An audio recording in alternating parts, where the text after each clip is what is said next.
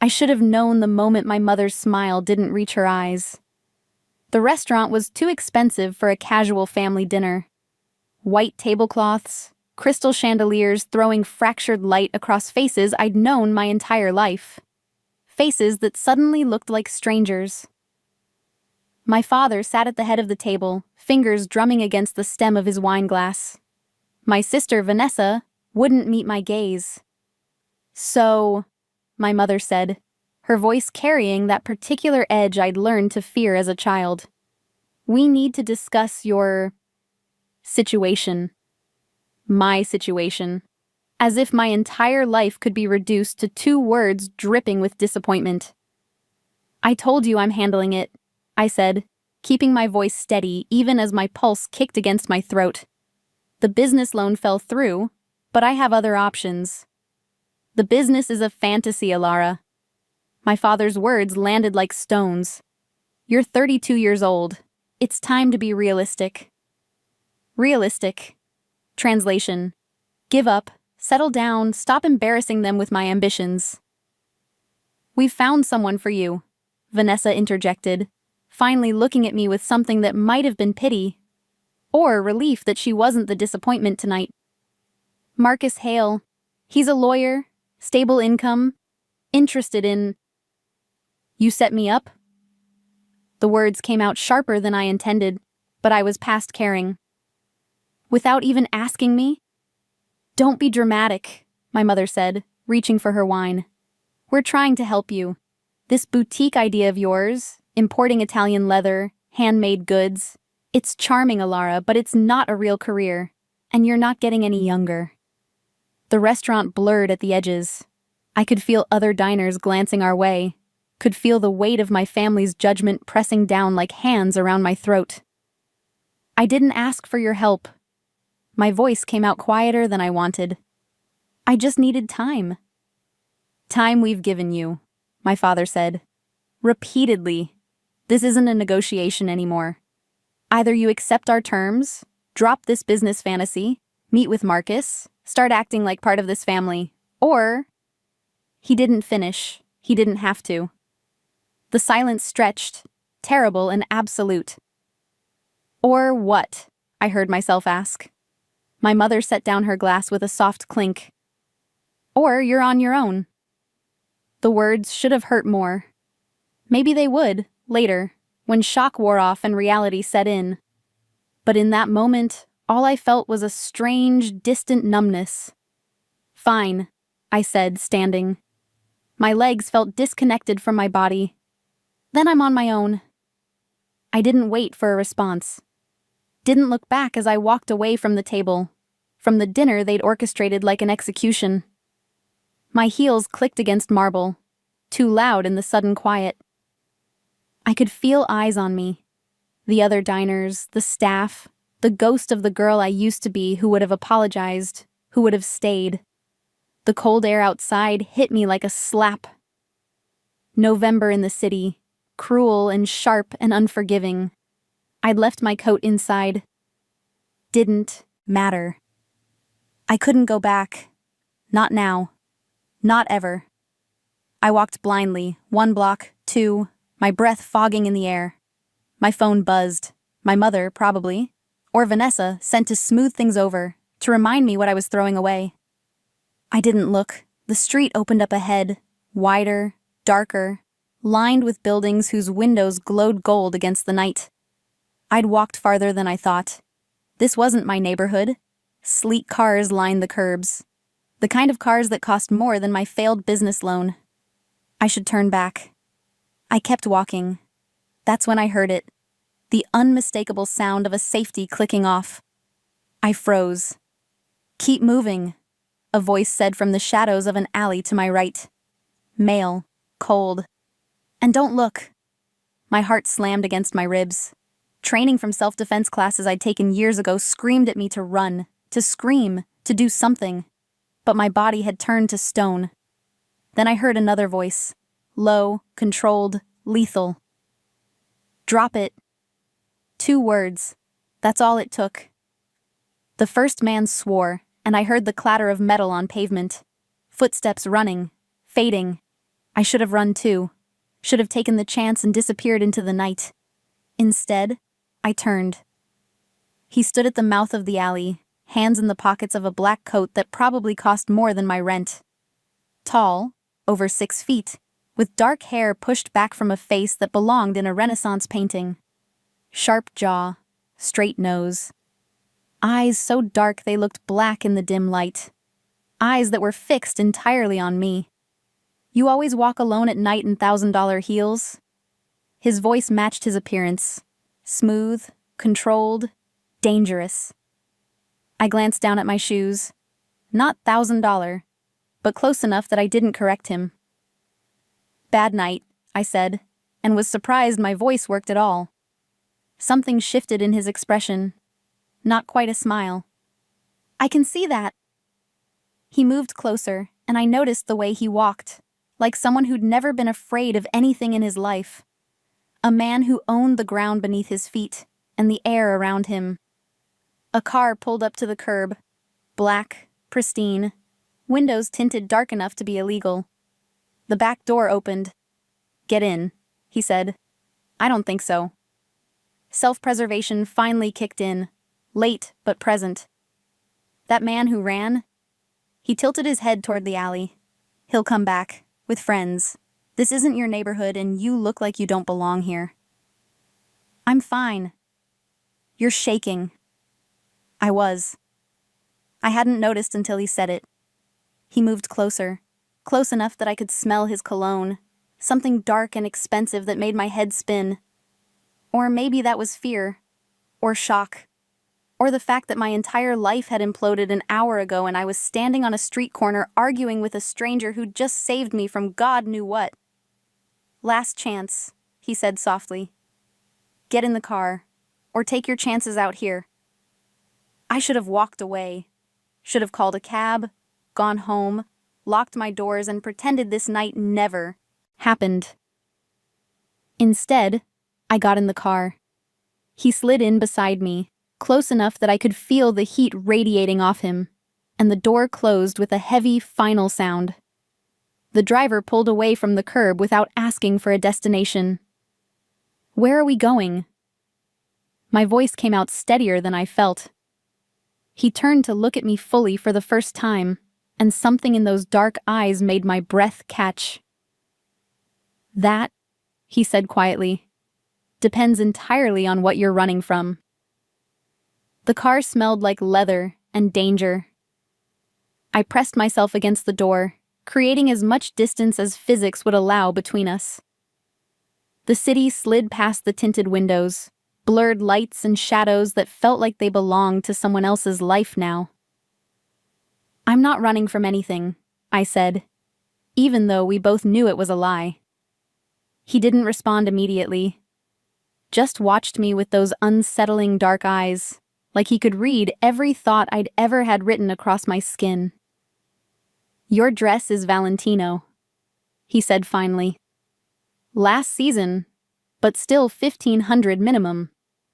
Your shoes are Louboutin, scuffed at the heel, which means you've had them a while.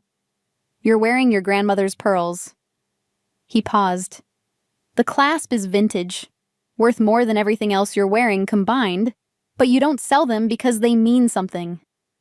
My hand flew to my throat, fingers closing around the pearls instinctively. "How could you possibly—" "Your mascara is smudged," he continued, voice still that same controlled quiet. "You've been crying, but not for long. Maybe an hour. Your family just cut you off at dinner." He leaned back, apparently satisfied with his assessment. "Am I close?" The air left my lungs.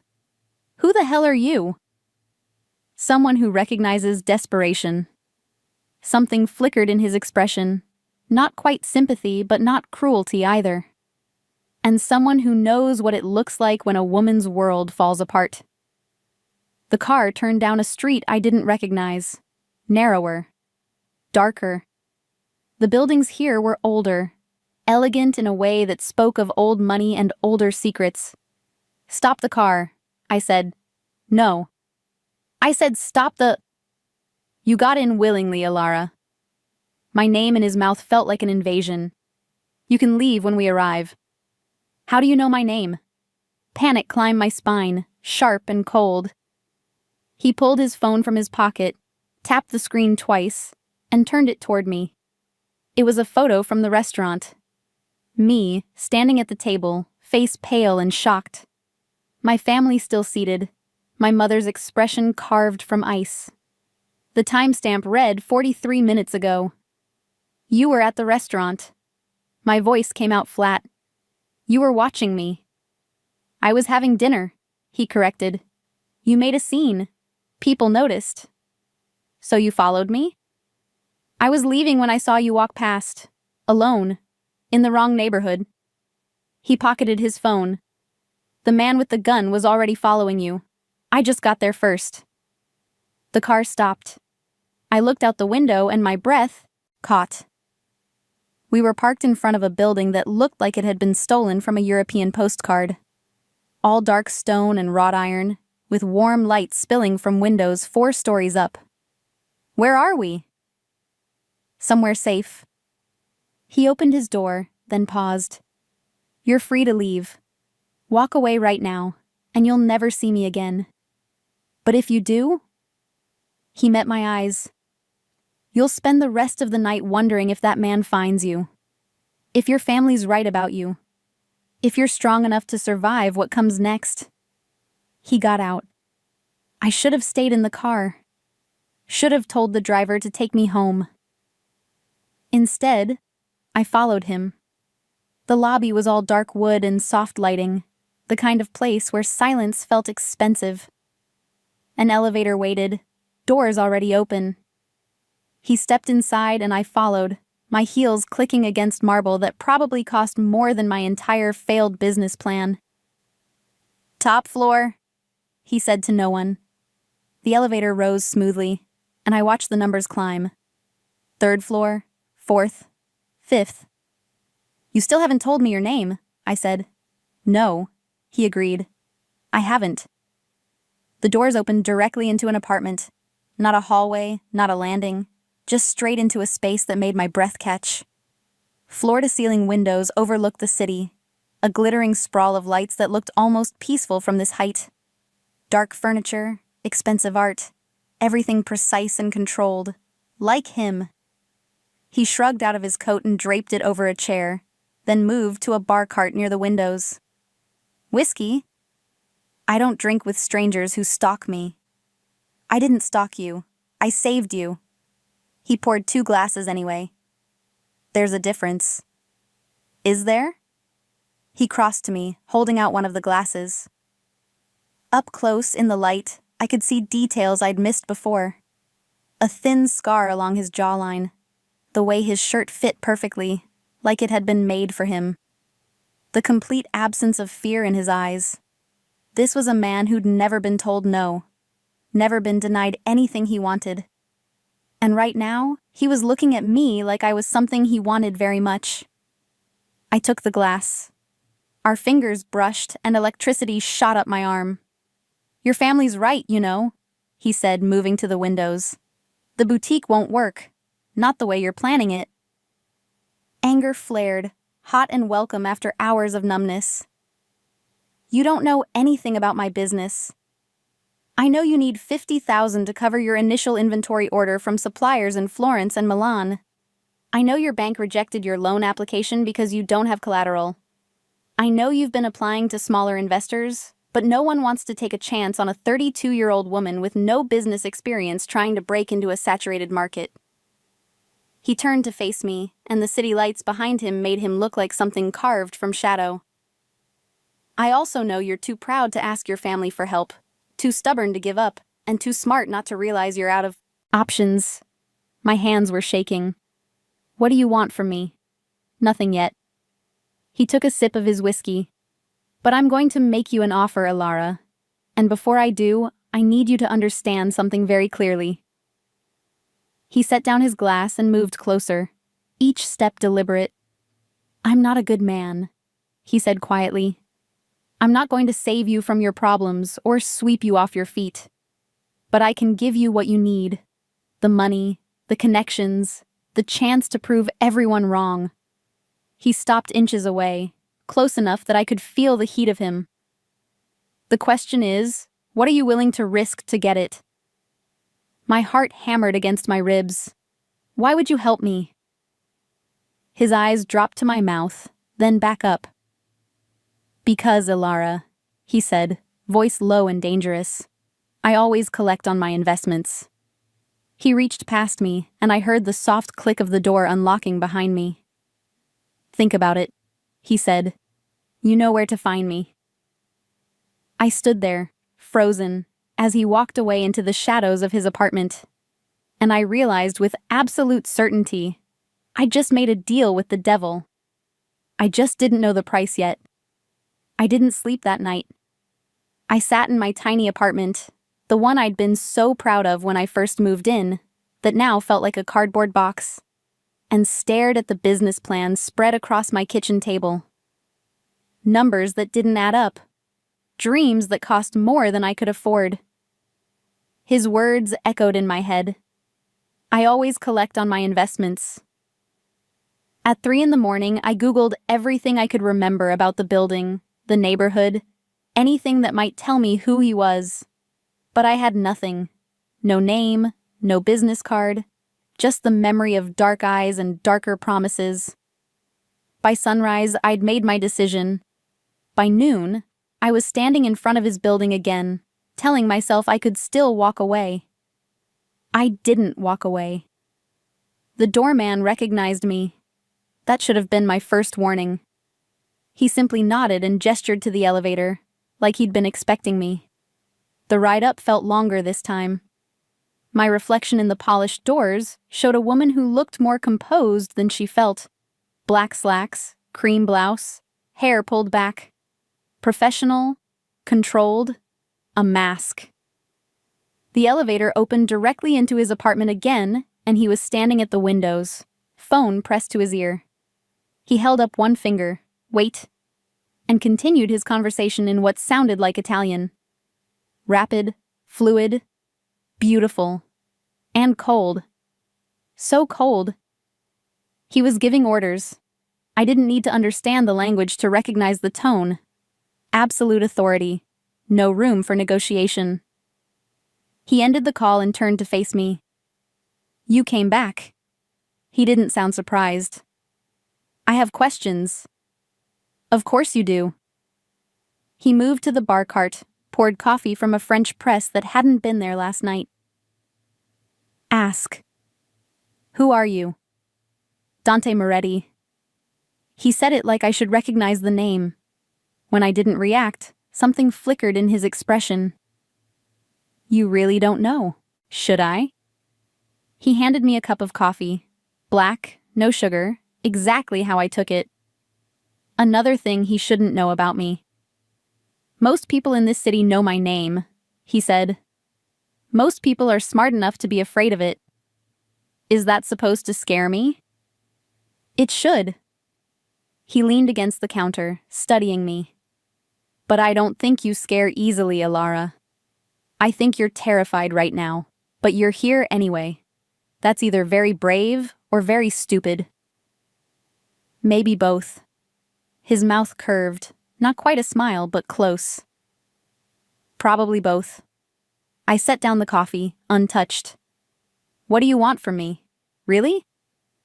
I told you. I want to invest in your business. No one invests $50,000 in a stranger they met on the street. Not without wanting something in return. True. He moved closer, and I fought the urge to step back. I want you to work for me. Doing what? What you're good at. Importing luxury goods, building relationships with suppliers, creating something beautiful. He paused. But you'll do it under my name, my connections, my protection. Protection. The word hung in the air like a threat. And in return? In return, you get everything you need to launch your boutique. $50,000 for inventory.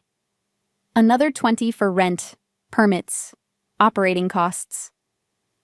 Access to my network. Suppliers who won't give you the time of day right now will return your calls. Clients who can actually afford what you're selling. It was too much, too easy. What's the catch? The catch, he said softly, is that you belong to me. Not in the way you're thinking, he added, reading my expression. But your business is mine. Your success is mine. Your failures are mine. You make decisions, but I have final approval. You build something, but my name is attached to it. So I'd be working for you, not with you. Initially. He picked up his own coffee. Prove yourself, and we renegotiate. But for the first year, you're mine. There was something in the way he said mine, possessive and absolute, that made heat crawl up my spine. How do I know you're legitimate? That this isn't some... I stopped, unsure how to finish. Some what? Scam? Trick? He set down his cup with deliberate care. Let me show you something. He crossed to a desk near the windows and opened a laptop. Typed briefly, then turned the screen toward me. It was a contract. Professional, detailed, exactly what he'd described. Payment schedules, terms, conditions. All legal, all binding, all real. My lawyer drafted it this morning, he said. Read it. Take it to your own lawyer if you want. But this is a legitimate business arrangement, Ilara. I'm not trying to trap you. Then why me? The question burst out before I could stop it. You could invest in anyone. Why some random woman you saw having dinner with her family? He was quiet for a long moment. When he spoke, his voice was softer than before. Because you reminded me of someone. Someone who wanted something so badly she could taste it, but the world kept telling her no.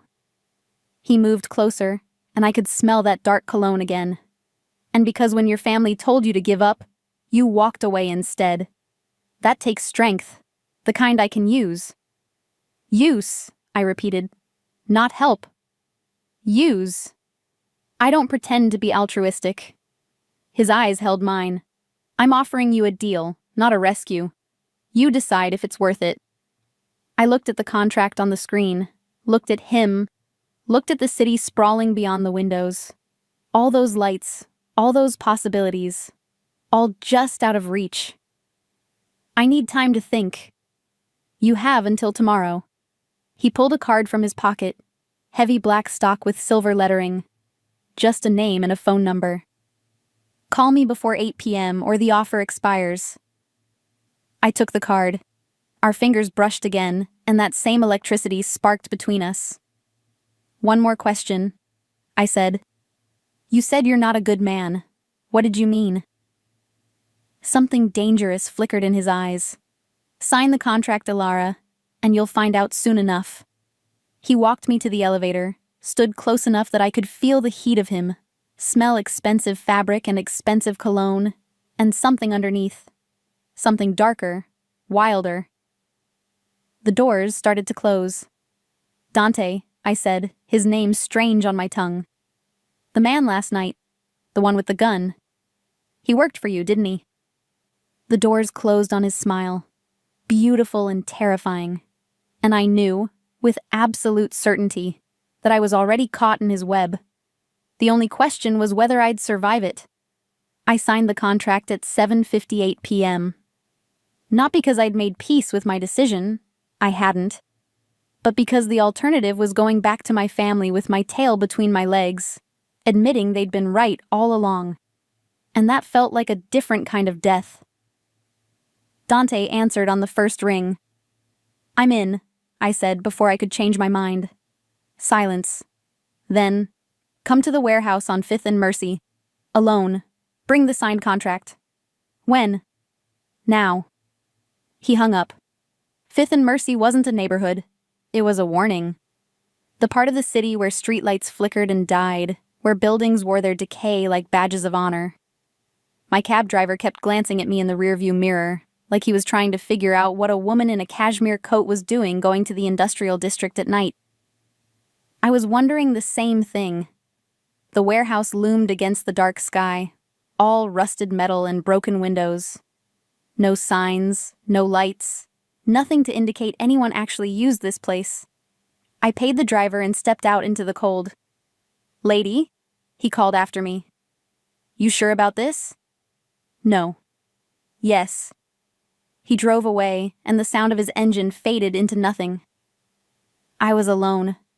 The main door was cracked open, spilling weak yellow light across oil-stained concrete. I pushed it wider and stepped inside. The warehouse was bigger than it looked from outside. Cavernous, filled with shadows and the smell of metal and something else. Something copper and wrong. Hello? My voice echoed. Back here.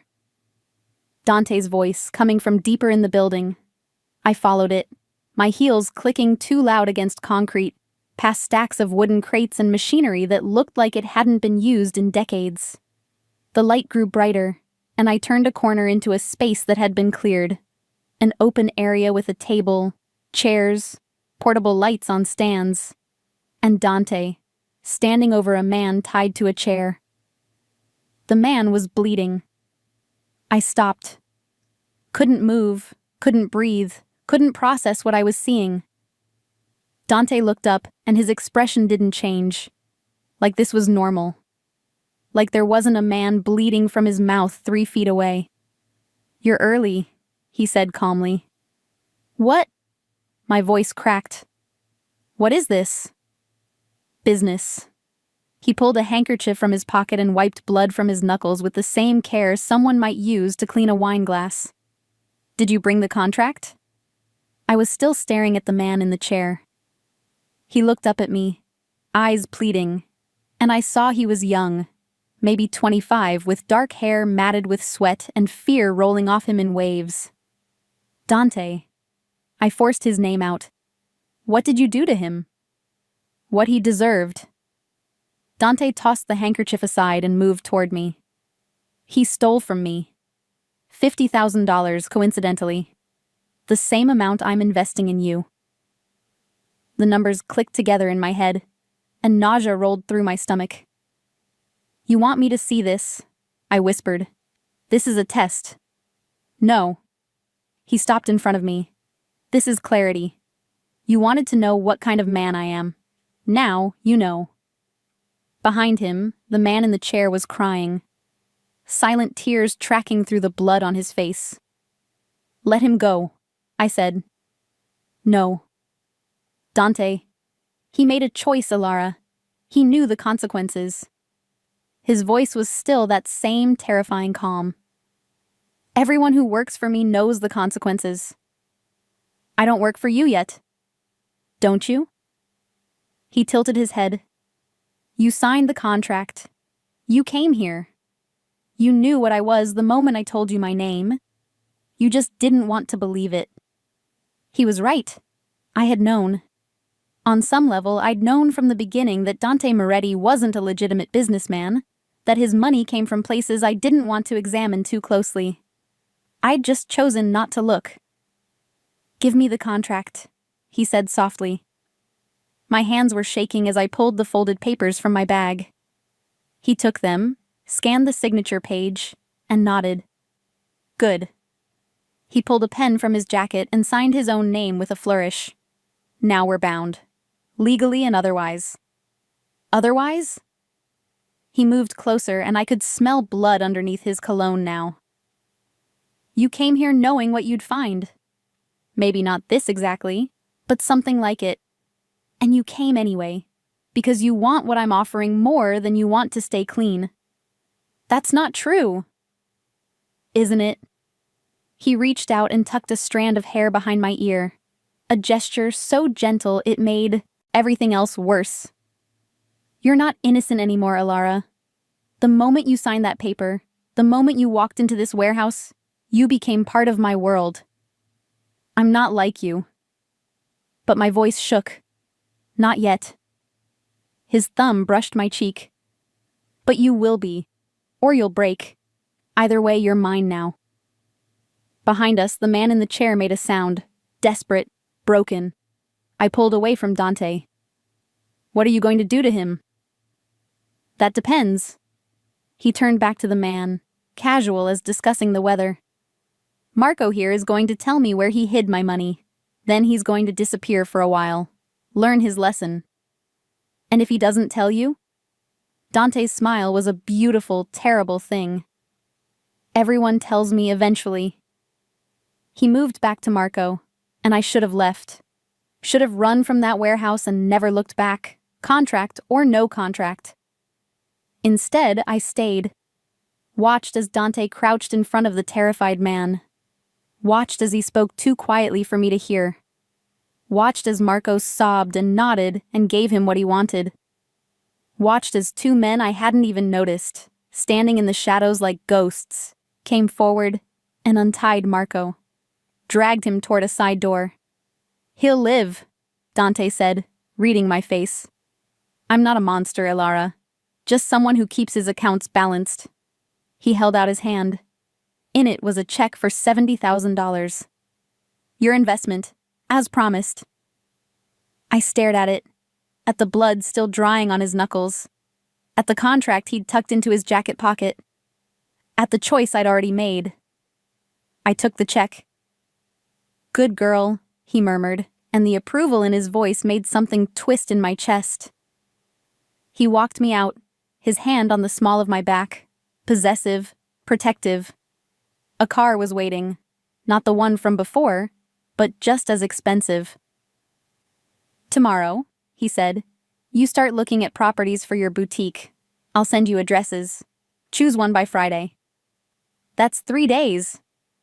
"Then you'd better work fast." He opened the car door. "Welcome to my world, Ilara." I got in, and through the window I watched him walk back into that warehouse. Back to the blood and shadows and violence he'd just made me complicit in. The driver pulled away, and I looked down at the check in my hands. My dreams, bought with someone else's fear. And I didn't tear it up. God help me, I didn't tear it up. The boutique space was perfect. Exposed brick, high ceilings, natural light pouring through massive windows that faced the street. I could already see it. Leather goods displayed on minimalist shelves, Italian scarves draped like art, the smell of expensive things and new beginnings. I could also see Marco's face, the blood, Dante's calm eyes as he wiped his knuckles clean. "What do you think?" I turned. Dante stood in the doorway, hands in the pockets of his charcoal suit. He'd arrived without warning, the way he always seemed to, like he existed in the spaces between seconds. "It's beautiful," I admitted. But, nothing. It's perfect." I turned back to the windows. "I'll take it." I heard him move closer, felt the shift in air that announced his presence. He stopped beside me, close enough that our shoulders almost touched. "You haven't looked at me since the warehouse," he said quietly. "I've been busy." Liar. I closed my eyes. "What do you want me to say, Dante? That I'm fine with what I saw? That watching you terrorize someone doesn't keep me up at night?" "No." His hand caught my chin, gentle but firm, turning my face toward his. "I want you to say you understand why it was necessary. It wasn't necessary. It was cruel. It was justice." His thumb brushed my jaw. "Marco stole from me. Not money, loyalty, trust. In my world, that's unforgivable. Your world is barbaric. My world," he said softly, "is the reason you're standing in this beautiful space, choosing paint colors and planning your future. You don't get to benefit from what I do and pretend you're above it." He was right. I hated that he was right. I pulled away from his touch. "When can I sign the lease?" Something flickered in his eyes. Disappointment, maybe, or approval. With Dante, it was impossible to tell. "My lawyer is handling it. You'll have keys by Monday." He moved to the center of the empty space, looking up at the ceiling. "This used to be a bookstore. Family-owned, 3 generations. They lost it during the recession." "How do you know that?" "I bought the building." He glanced at me. 12 years ago. I've been waiting for the right tenant." The implications settled over me like a weight. "You've been planning this, setting this up." "I've been preparing for opportunities. He walked the perimeter of the room, footsteps echoing. When I see something I want, I make sure I'm in a position to take it. Is that what I am? Something you want to take? He stopped walking, turned to face me fully, and the intensity in his gaze made my breath catch. You think I arranged for your family to disown you? For your bank to reject your loan? He moved closer. I'm good, Ilara, but I'm not omniscient. You created this situation yourself, by being too proud, too stubborn, too determined to do things your way. Then why help me? Because I recognize something in you. He was close now, close enough that I could see flecks of amber in his dark eyes. Something I thought I'd lost a long time ago. Hope. The word felt wrong coming from him. Too soft, too vulnerable. You don't seem like someone who needs hope, I said. I don't. But I like looking at it. His hand came up, fingers threading through my hair in a gesture that felt both tender and possessive. I like remembering what it feels like. My heart was hammering. Dante, I'm not going to apologize for what you saw, he said. I won't lie to you, and I won't pretend to be something I'm not. But I need you to understand. Everything I do for a reason. And right now, my reason is standing in front of me, looking at me, like I'm a monster, when all I want... He stopped, closed his eyes briefly, like he was fighting something. What? I whispered. What do you want? When he opened his eyes again, something in them had shifted, darker, hungrier. To kiss you, he said simply. I want to kiss you until you stop looking at me like that. Until you see what I see when I look at you. And what do you see? Someone strong enough to survive my world. Someone brave enough to walk into it with her eyes open. His other hand cupped my face. Someone who makes me want to be the man I was before everything turned to blood and money. I should have stepped back. Should have reminded him this was business, that we had a contract, that I wasn't some prize he could collect. Instead, I stayed perfectly still as he leaned in. His lips brushed mine, soft, questioning, nothing like I'd expected. Not demanding or rough, but careful. Like I was something precious he was afraid of breaking. I kissed him back. It was a mistake. I knew it was a mistake even as I did it, even as my hands came up to his chest, feeling his heart beat fast beneath expensive fabric. Even as he deepened the kiss, one hand sliding to the small of my back, pulling me closer.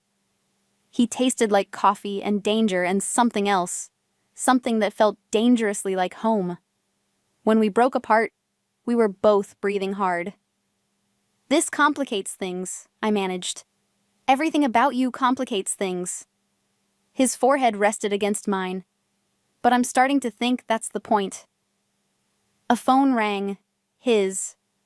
He pulled it out, glanced at the screen, and his entire demeanor changed.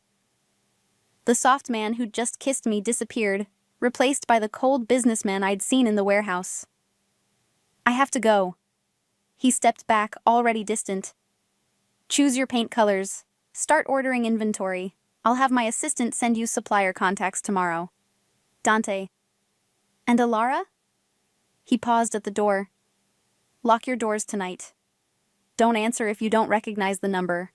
And if anyone asks about me, you don't know anything. Fear spiked through me. Why? What's happening? Nothing you need to worry about yet. But his expression said otherwise. Just trust me. He was gone before I could respond. I stood in the empty boutique, my lips still tingling from his kiss, and realized I'd just crossed another line I couldn't uncross. My phone buzzed. A text from an unknown number. He's lying to you. The warehouse was a test. You failed. Get out while you still can. I stared at the message, ice flooding my veins. Then I looked up at the building across the street, at the window where a shadow moved, then disappeared. Someone was watching me, and they knew exactly what I'd done. I didn't call Dante. I should have. That would have been the smart thing. Tell him about the text, about the shadow in the window, about the feeling of invisible eyes tracking my every move. Instead, I went home and triple-checked my locks. The text haunted me. He's lying to you. About what? The warehouse? The contract? The kiss that still burned on my lips 3 hours later? At 2 a.m., another message arrived.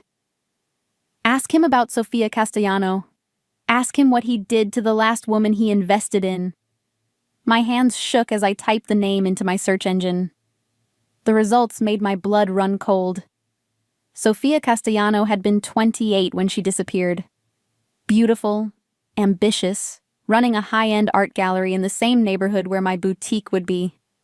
The articles were from 6 years ago, brief mentions in local crime sections, then nothing. No body found, no arrests made. Case went cold. And in every photo of her gallery's opening, standing in the background, was a younger Dante Moretti. I slammed my laptop shut, but the images were burned into my brain. Sofia's smile, Dante's hand on her shoulder. The way they looked at each other, familiar, intimate. The same way he'd looked at me today. My phone rang. Dante. I stared at it, watching it vibrate against my coffee table, Sofia's face still fresh in my mind. I answered. You're awake. His voice was rough, tired. Good. I need you to listen very carefully. Dante, who's Sofia Castellano? Silence. Long enough that I thought the call had dropped. Where did you hear that name? His voice had gone deadly quiet. Someone sent me a text, told me to ask you about her. Show me. It wasn't a request. Forward it to me. Now. Not until you tell me who she was. Alara. Was she like me? My voice cracked. Did you make her the same promises? Give her money and... Sofia was nothing like you. He cut me off, and there was something raw in his voice now. Something that sounded like pain. And she's dead because I wasn't careful enough. The words landed like stones. You killed her. No. A pause. But I might as well have. I heard movement on his end, footsteps, a door closing. When he spoke again, his voice was closer, more intimate. I'm coming to you. Don't open the door for anyone else. Don't respond to any more messages. And Alara? A pause. I'm sorry. He hung up. I sat in my dark apartment, clutching my phone, trying to process what he'd just said. Sofia was dead. Dante blamed himself. And someone was using her to warn me away. Or to make me trust him less. Or to... A knock at my door made me jump. It's me. Dante's voice, muffled through the wood. I checked the peephole. He stood in the hallway, still in his suit but disheveled now, tie loose, hair pushed back like he'd been running his hands through it. I opened the door. He stepped inside and locked it behind him, then pulled out his phone. Show me the messages. I handed him my phone, watched his jaw tighten as he read. This number. He looked up. Did you respond? No. Good. He forwarded the messages to himself, then handed my phone back. Sofia was someone I cared about. She ran an art gallery, legitimate business, nothing illegal. But she got caught between me and a rival family. They used her to get to me. How? His expression went dark. They took her, held her for 3 days. By the time I found her, he stopped, swallowed hard. She was already gone. They'd made sure of it. And the people who did it? Gone. The word was final, absolute. Every single one of them. I sat down on my couch, legs suddenly weak. Why didn't you tell me this before? Because it's not something I talk about. He moved to my window, checking the street below. And because I didn't want you to think that I could end up the same way? That I would let you. He turned back to me, and the intensity in his eyes was almost painful to look at. Sofia died because I was young and stupid, and thought I could keep my business separate from my personal life. I know better now. So what am I? The question came out quieter than I intended. Business or personal? He crossed the room in 3 strides, knelt in front of me so we were eye level. You're the first thing in 6 years that's made me feel anything other than rage. His hands found mine, squeezed gently, and that terrifies me more than any rival family ever could. Dante, whoever sent you those messages wants you scared, wants you to run. His thumb traced circles on my palm. They know that pushing you away is the fastest way to hurt me, which means they've been watching, which means you're already in danger. Fear spiked through me. What do I do? You let me protect you. He stood, pulling me up with him. Pack a bag. You're staying somewhere safe until I figure out who's threatening you. I'm not leaving my home. Ilara. He cupped my face, forcing me to look at him. Sophia said the same thing. She thought she was safe, thought I was being paranoid, and I let her convince me because I didn't want her to think I was controlling her. His voice cracked on the last word. I won't make that mistake again. I wanted to argue, wanted to insist I could take care of myself, that I wasn't some damsel who needed rescuing. But I'd seen the warehouse, seen what Dante was capable of, seen the casual violence of his world, and if someone wanted to hurt me to get to him, I wouldn't stand a chance. Where? I asked. Relief flooded his features. Somewhere no one knows about.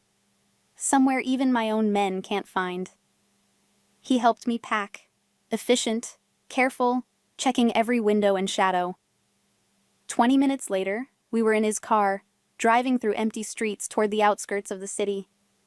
The kiss earlier, I said into the darkness. Was that real? Or was that part of the investment too? He glanced at me, and something vulnerable flickered across his face. That was the most real thing I've done in 6 years. We drove in silence after that, the city falling away behind us. And I realized with startling clarity that I wasn't just afraid of whoever was threatening me. I was afraid of how much I wanted to believe him. How much I wanted this, all of this, to be real. Even if it killed me the same way it had killed Sophia. The car turned down a dark road, and Dante's hand found mine in the darkness. I won't let anything happen to you, he said softly. I squeezed his hand back and prayed he was telling the truth. The safe house wasn't what I expected. No fortress, no armed guards, just a small cottage tucked into woods so dense I couldn't see the road anymore. Warm light glowed from windows, smoke curled from a stone chimney, and for a moment, it looked like something from a fairy tale. Until I remembered fairy tales were usually warnings. Dante killed the engine but didn't move. His hands gripped the steering wheel, knuckles white. I haven't been here in 3 years, he said quietly. Why not? Because this was hers, Sophia's. I bought it for her, somewhere she could paint, get away from the city. He finally looked at me. Somewhere I thought she'd be safe. The weight of that confession settled between us. Dante, if this is too... No. He got out, came around to open my door. It's the safest place I know. And maybe... He paused, helping me out. Maybe it's time to stop running from ghosts. Inside, the cottage was exactly as I'd imagined Sophia would have decorated it. Soft textures, warm colors, art supplies still arranged on a table by the window. A half-finished painting on an easel, a seascape, all blues and grays and longing. She never got to finish it, Dante said, following my gaze. He set my bag down, moved to the fireplace, and began building a fire with practiced ease. I kept meaning to have someone come clear all this out, but I couldn't. I walked to the painting, traced the edge of the canvas. She was talented. She was everything. The words were so soft I almost didn't hear them. And I got her killed. The fire caught, casting dancing shadows across the room. You said someone took her. That's not the same as... I should have seen it coming. He stood, brushed ash from his hands. There were signs, messages, threats. But I thought I could handle it. Thought my reputation would protect her. His laugh was bitter. I was wrong. I moved closer to him, drawn by the rawness in his voice. Who took her? The Volkov family. Russian bratva, trying to expand into my territory. He stared into the flames. They wanted me to back off, let them move their operations into the city. When I refused, they decided to send a message. Sophia. They grabbed her from her gallery. Middle of the day, 3 witnesses, and not one of them did anything because they knew who she belonged to. His jaw clenched. They kept her for 3 days, sent me photos, videos, told me they'd let her go if I gave them what they wanted. But you didn't. I couldn't. He turned to face me, and the anguish in his eyes was devastating. If I'd given in, it would have shown weakness. Every family in the city would have come for me, used the people I cared about as leverage. I had to choose between saving Sophia and saving everyone else I was responsible for. So you chose. I chose to burn them all. His voice went flat, emotionless. I found their headquarters, found every man who'd touched her, looked at her, breathed the same air, and I made them pay. But she was already dead. She was already dead, he confirmed. They killed her on day 2. Kept sending me footage of her alive for another day just to torture me. I couldn't breathe. Couldn't imagine that kind of pain. That kind of rage. How did you survive that? I didn't. Not really. He moved closer and I could see exhaustion carved into every line of his face. The man I was before Sophia died, he's gone. What's left is just this. Blood and business and trying to make sure it never happens again. Is that why you're helping me? Because you see her in me? No. He reached out, tucked my hair behind my ear with infinite gentleness.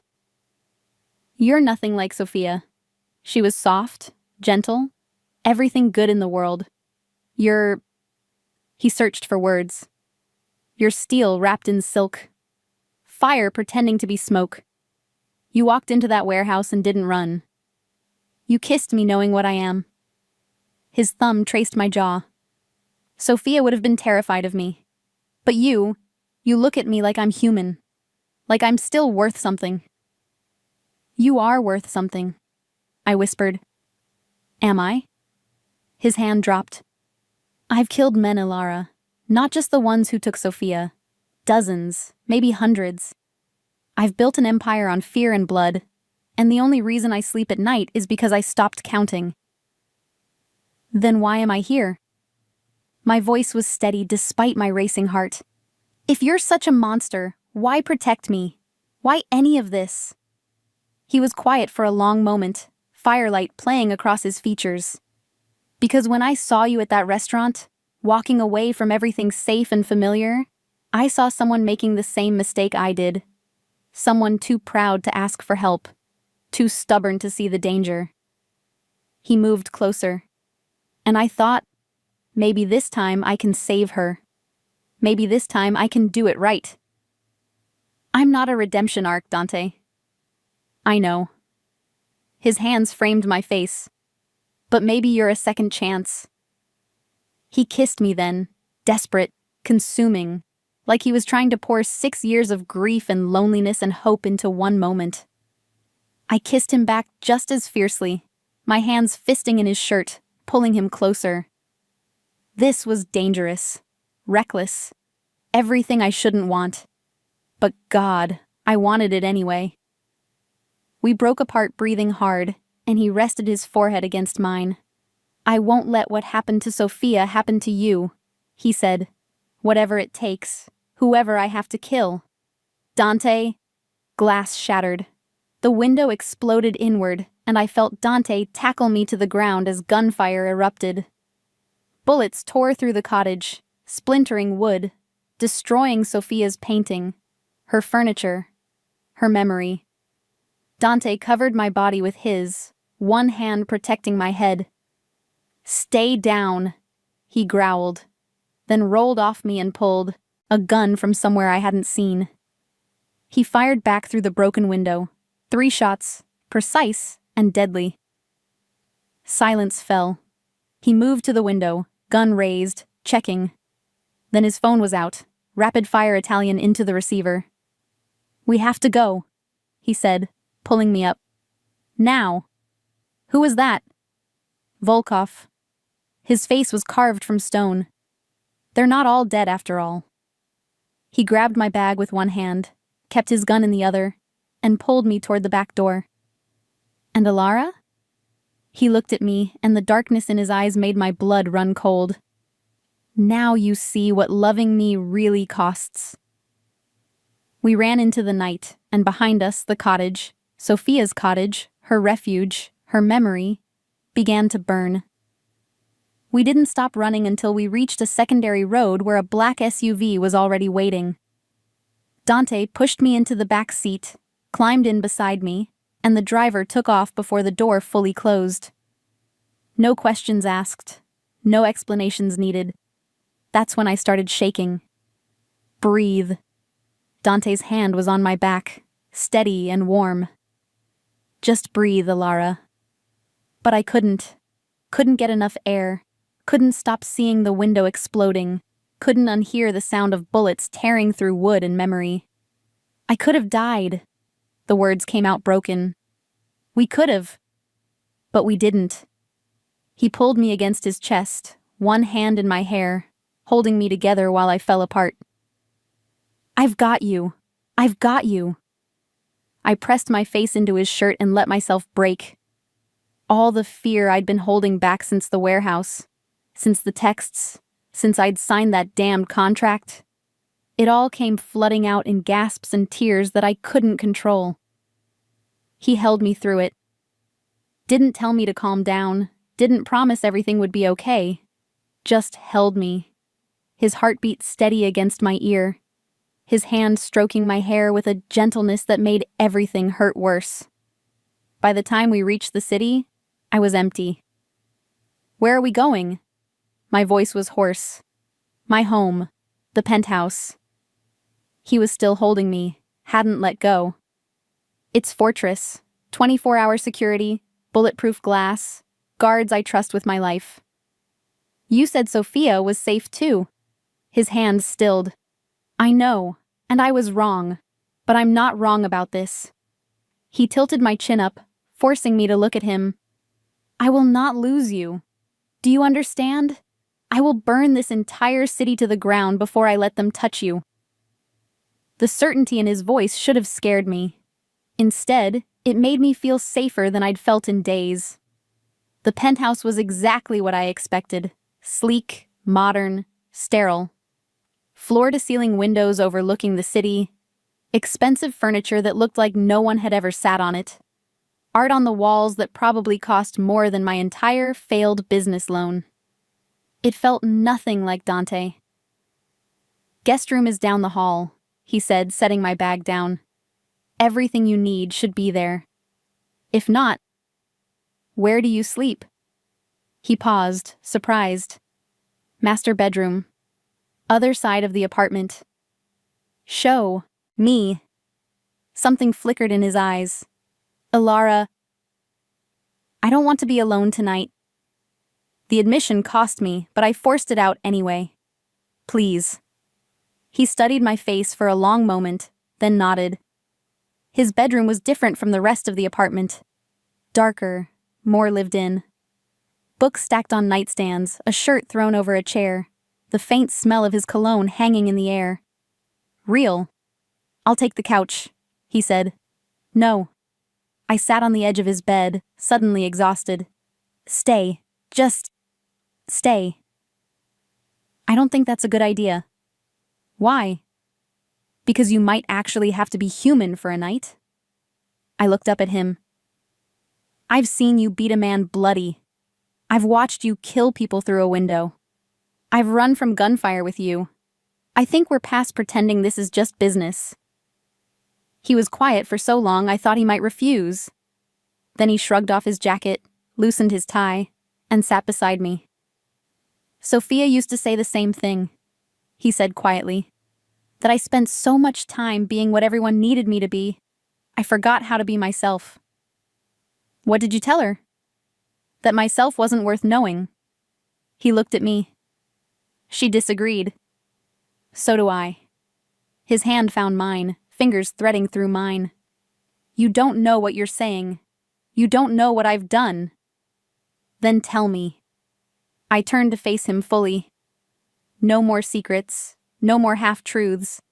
If I'm in this, if I'm risking my life just by being near you, I deserve to know everything. He was quiet for a long moment. Then, I was 17 when I killed my first man. The words hung in the air between us. My father ran the family business, import-export, mostly legal with just enough illegal to keep things interesting. He was good at it, kept everyone happy, all the families in balance. His jaw clenched. Then the Volkovs decided they wanted more. They came to our house, put a gun to my mother's head and told my father to hand over his territories or watch her die. What did he do? He handed them over. Everything. 40 years of building, gone in one night.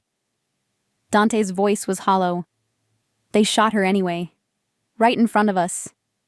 Then they shot him. Dante. I was hiding in the closet, watched the whole thing through a crack in the door. And I knew that if I stayed hidden, if I stayed safe, they would own me forever. He looked at me. So I came out, picked up my father's gun, and I shot the man who killed my mother. You were a child. I was a survivor. His thumb traced patterns on my palm. After that, my uncle took over, rebuilt everything my father lost, taught me how to be ruthless, how to make people fear me, how to turn grief into power. By the time I was 25, I ran the entire operation. By 30, I'd eliminated every family that had ever challenged us. Except the Volkovs. Except the Volkovs. His expression darkened. They went underground after Sophia, scattered. I thought I'd killed them all, but obviously... He gestured to the window. Cockroaches always survive.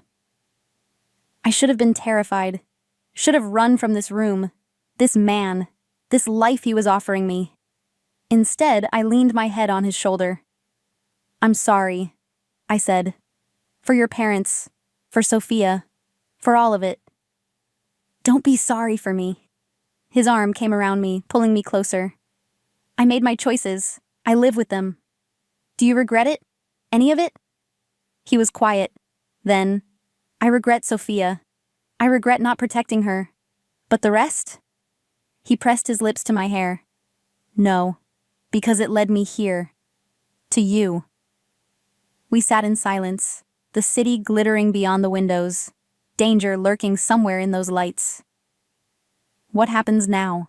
I asked. Now I find out who's helping the Volkovs.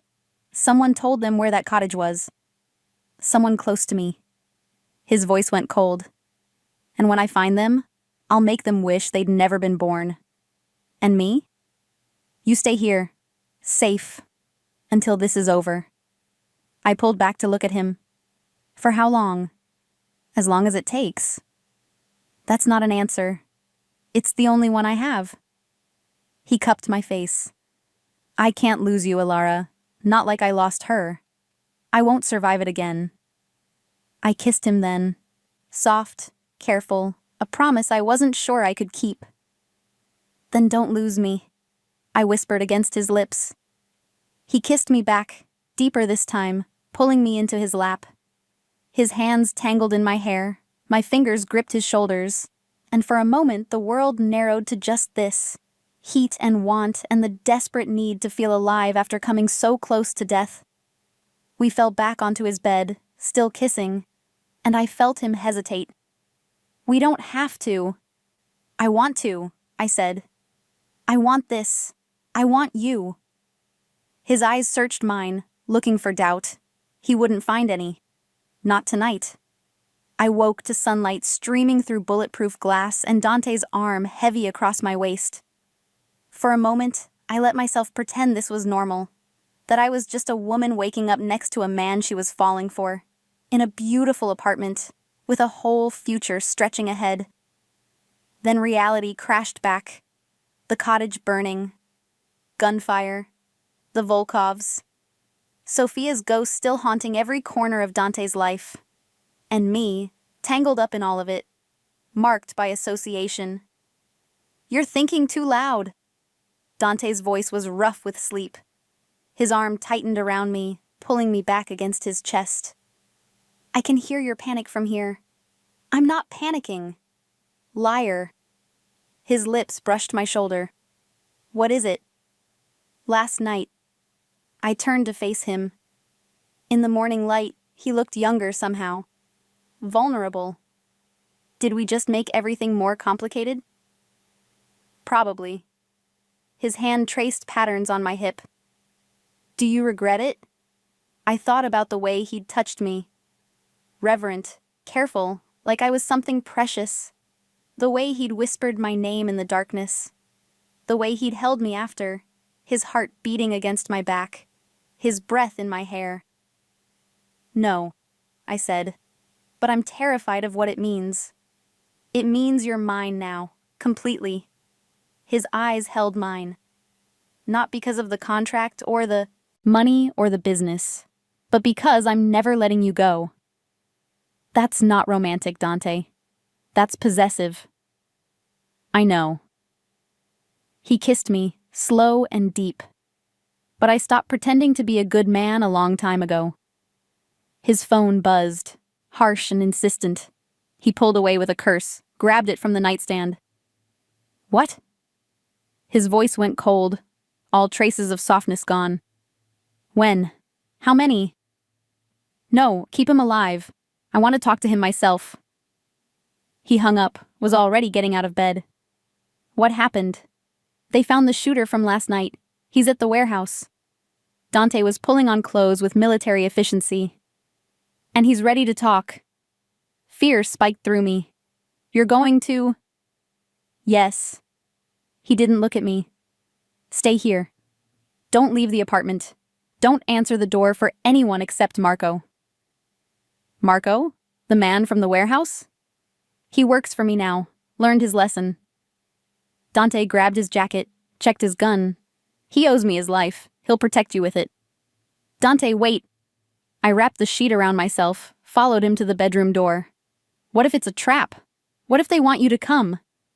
"Then they'll get what they want." His expression was carved from ice. "But they won't like what comes with it." He kissed me once, hard, possessive, final, and was gone. I stood there, wrapped in his sheets, still feeling the ghost of his hands on my skin, and realized something terrifying. I was in love with him. Not the version I'd built in my head. The dangerous benefactor. The complicated investment. The real him. The man who'd held me through my breakdown. Who'd shared his worst memories. Who'd made love to me like I was the only thing keeping him human. And he was walking into danger while I stayed behind like some helpless princess. I got dressed. Marco knocked 30 minutes later, young, nervous, the same frightened man from the warehouse. But there was something different in his eyes now. Determination. Loyalty. "Mr. Moretti said you might try to leave," he said. "I'm not going to—" He also said to give you this if you did. Marco held out an envelope. Inside was a single piece of paper. Dante's handwriting, sharp and precise. "Alara, I know you're stubborn enough to ignore me. I know you think you can help, that staying behind makes you weak. But you're wrong. The strongest thing you've ever done was trust me enough to fall asleep in my arms last night. The bravest thing is letting me protect you now. Sophia died because I brought her into my world thinking love was enough. It wasn't.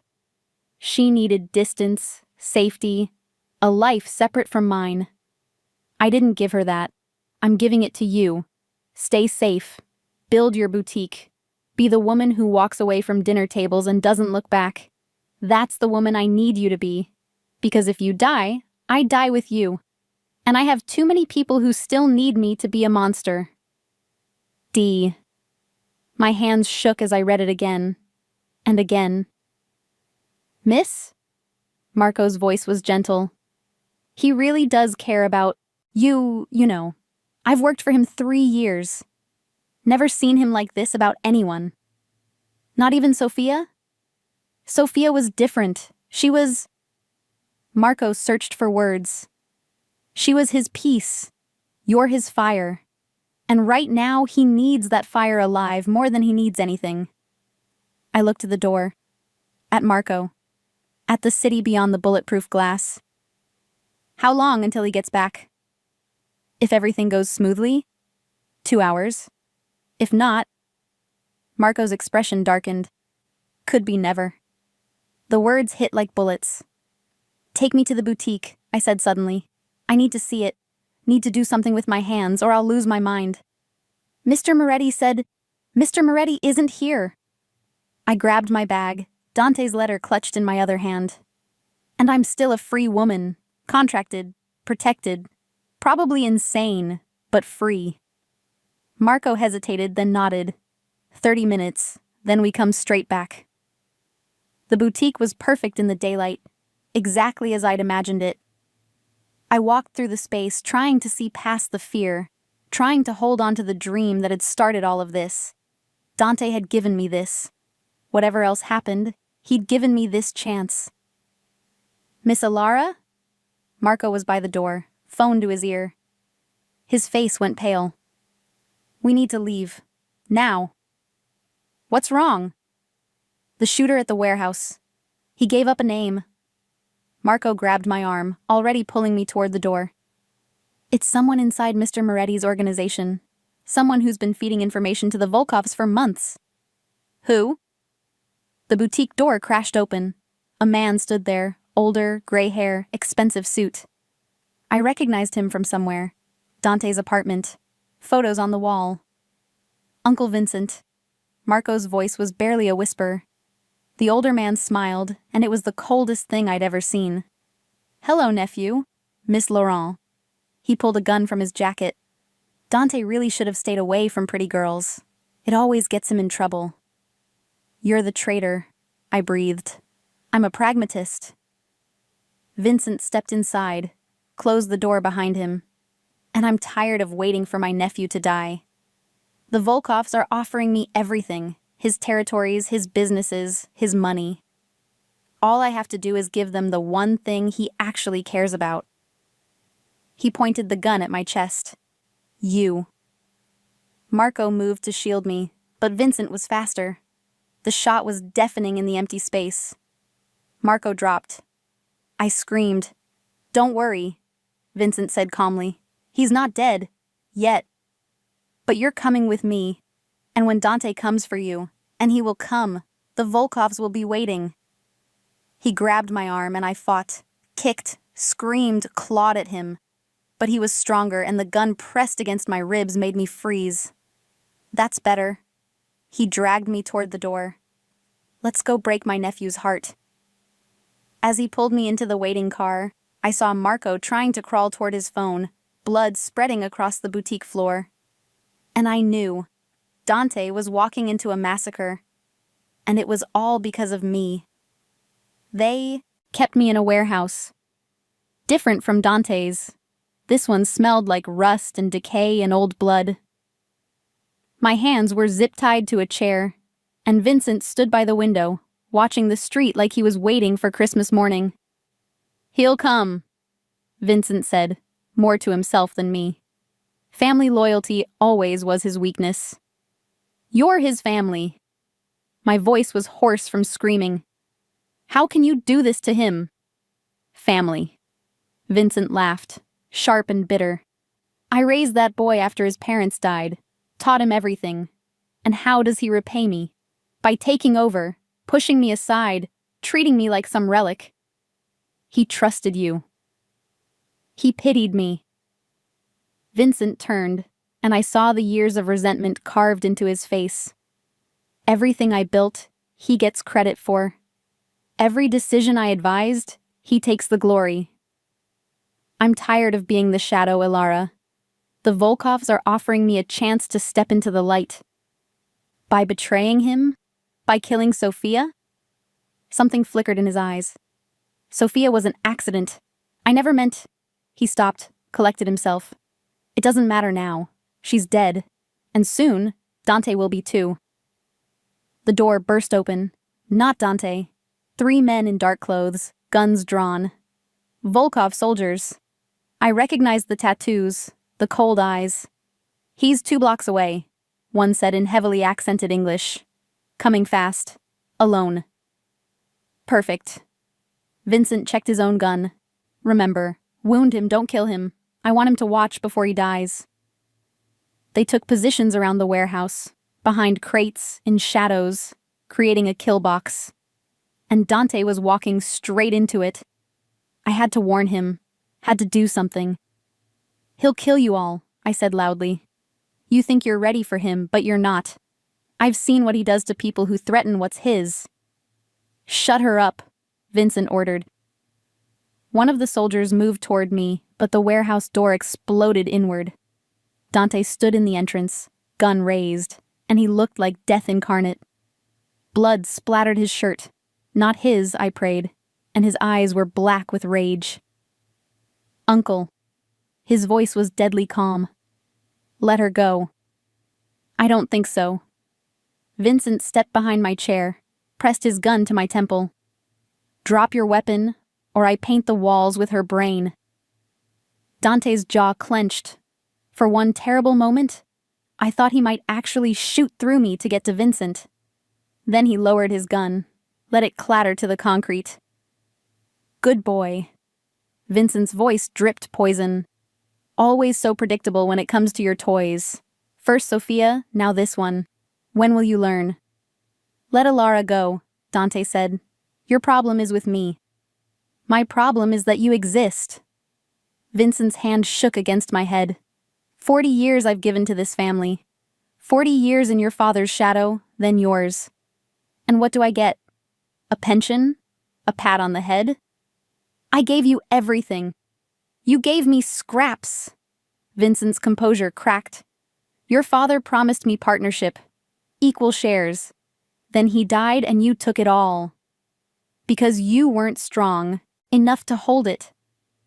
Dante took a step forward. You think the Volkovs will treat you better? They're using you, Vincent. The moment I'm dead, you're next. That's where you're wrong. Vincent gestured and the soldiers moved closer to Dante. I have leverage. I have plans. I threw myself sideways. The chair crashed to the ground, Vincent's shot going wide. Dante moved like lightning, grabbed the nearest soldier's gun, used him as a shield as bullets erupted. Everything became chaos. Dante moved through them like a force of nature. 3 shots, 3 bodies dropping. Vincent ran for the back door, but Dante was faster. He tackled his uncle to the ground, and I heard the sickening crack of bone. Then silence. Dante stood, breathing hard, Vincent unconscious at his feet. He turned to me, and the relief in his eyes was devastating. Ilara. He was beside me in seconds, cutting the zip ties, checking me for injuries. Are you hurt? Did they... I'm fine. My voice broke. Marco. Vincent shot Marco at the boutique. He's alive, in surgery. Dante pulled me against his chest and I felt him shaking. When I got back and found you gone, I thought... He couldn't finish. I know. I held him just as tightly. I'm sorry. I should have listened. No. He pulled back, cupped my face. You were right. I can't keep you locked away. I can't keep trying to protect you from my world when you're already part of it. Sirens wailed in the distance. Police. Ambulances. His own men arriving as backup. What happens now? I asked. He looked at Vincent's unconscious form. At the bodies of the Volkov soldiers. At the blood and violence that would never fully wash away. Now I clean up my family's mess. He kissed my forehead. And then I do something I should have done weeks ago. 3 months later, the boutique opened. It was everything I dreamed. Leather goods from Florence, silk scarves from Milan, jewelry from small artisans I'd discovered through Dante's connections. The kind of beautiful, curated space where every item told a story. The press loved it. Customers loved it. I'd done it. Built something real. Something mine. Well, mostly mine. Dante's name was on the paperwork, his money in the accounts. But he'd kept his promise. I made the decisions. He just made sure I had the resources to make them well. Vincent was in prison, awaiting trial. The remaining Volkovs had scattered after Dante systematically dismantled their operation. Marco had survived, was running security for the boutique now, limping but loyal. And Dante... The door chimed. I looked up from arranging a display to see him walking in, hands in his pockets, looking impossibly handsome in the late afternoon light. "Closing early?" he asked. "Maybe." I moved around the counter. "What did you have in mind?" He pulled a small box from his jacket. Velvet. Antique. My heart stopped. "I know this is complicated," he said. "I know I'm not what you dreamed of when you imagined your future. I'm violent, dangerous, probably damned. But Alara..." He opened the box, revealing a ring that took my breath away. "You make me want to be better. Not perfect. Just better. Dante? I can't promise you normal. I can't promise safety. But I can promise that every day for the rest of my life, I will choose you. Protect you. Love you with everything I have left." He knelt, and tears blurred my vision. "Marry me. Build a life with me. Show me that love doesn't always end in ashes." I thought about everything that had brought us here. The violence, the fear, the secrets and blood and impossible choices. I thought about the way he held me in the darkness, the way he'd given me my dream, the way he'd let me see the broken parts of him and trusted me not to run. "Yes," I whispered. "Yes." He slipped the ring on my finger, his grandmother's, he told me later, and kissed me like I was oxygen. Outside, the city moved on. Dangerous, beautiful. Ours.